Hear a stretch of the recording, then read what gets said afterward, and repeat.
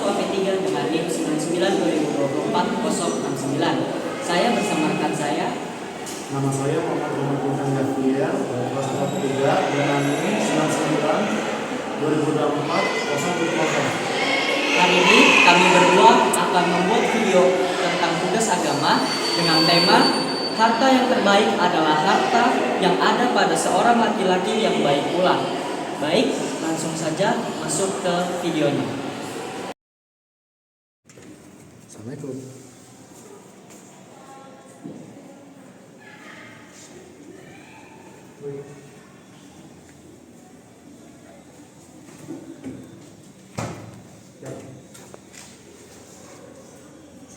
Fajar, aku bingung. Kenapa ya? Aku merasa kosong di dalam hatiku ini. Kamu merasa kosong bagaimana, Ridho? Jadi gini, kan aku punya banyak kan sekarang, uang udah banyak, kerja sudah itu lumayan. Tapi masalah juga sudah bisa selesai dengan cepat apa yang itu. Tapi kenapa ya di dalam hatiku ini masih tetap merasa kosong dan akan menjadi lebih besar gitu loh. Mungkin, Ridho, sebagian orang tuh berpikir bahwa harta itu bisa membeli kebahagiaan. Tetapi harus kita sadari harta itu hanya sebagai alat.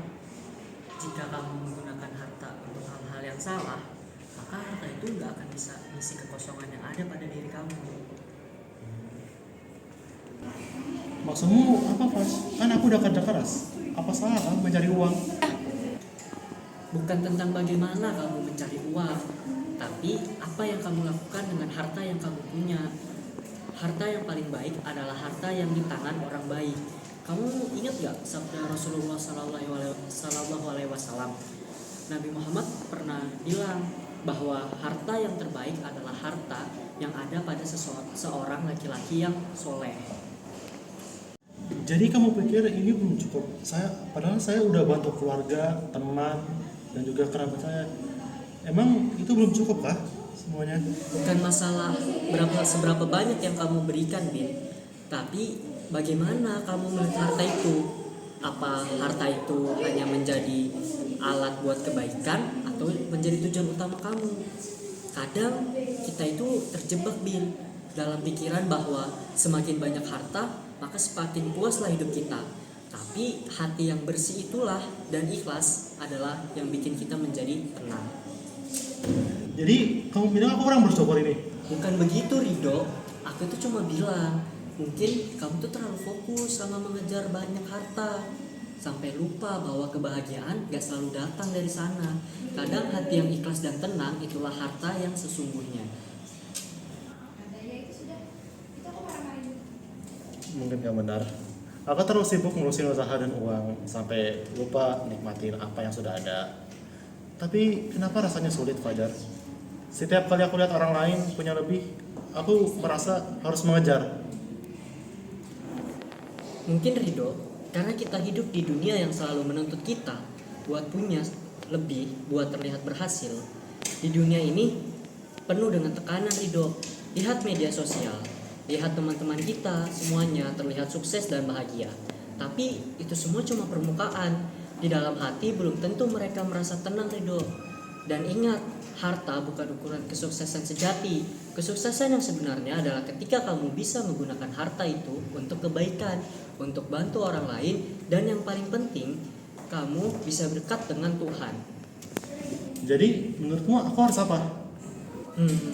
Mungkin saran aku buat kamu, Ridho, mulailah dengan mensyukuri apa yang kamu punya sekarang. Jangan lihat apa yang belum kamu capai, tapi lihat berapa banyak nikmat yang sudah Allah kasih untuk kamu.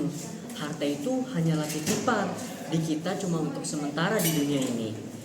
Kalau kita terlalu fokus sama apa yang kita miliki, kita akan kehilangan esensi dari hidupnya, dari hidup yang sebenarnya.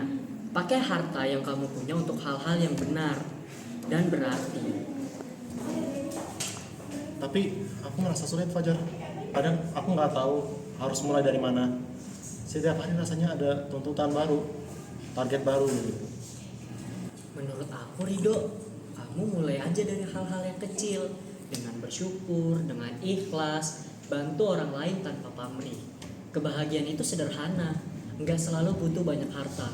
Kadang senyum tulus dari orang yang kita bantu, doa dari mereka, itulah yang bikin hati kita menjadi penuh. Mungkin aku perlu berhenti sejenak dan mulai mikirin itu ya. Betul, diingat, harta itu cuma titipan. Yang penting bukan seberapa banyak yang kamu miliki, tapi bagaimana kamu memanfaatkan harta yang kamu punya itu. Kadang kita lupa bahwa waktu kita di dunia ini terbatas. Jadi pastikan apa yang kita punya kita gunakan untuk sesuatu yang berarti, Ridho. Kamu benar, Fajar. Aku terlalu sibuk mengejar sesuatu yang nggak mungkin akan pernah cukup. Terima kasih udah ngingetin aku. Sama-sama Ridho, kita semua sama-sama belajar kok. Kadang kita butuh diingatkan juga. Yang penting jangan biarkan rasa resah itu menguasai hidup kamu.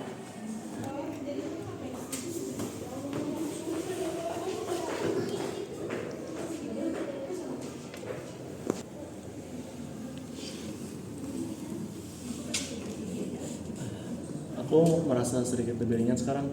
Mungkin besok aku akan mulai dengan mensyukuri apa yang sudah aku punya, bukan memikirkan apa yang belum.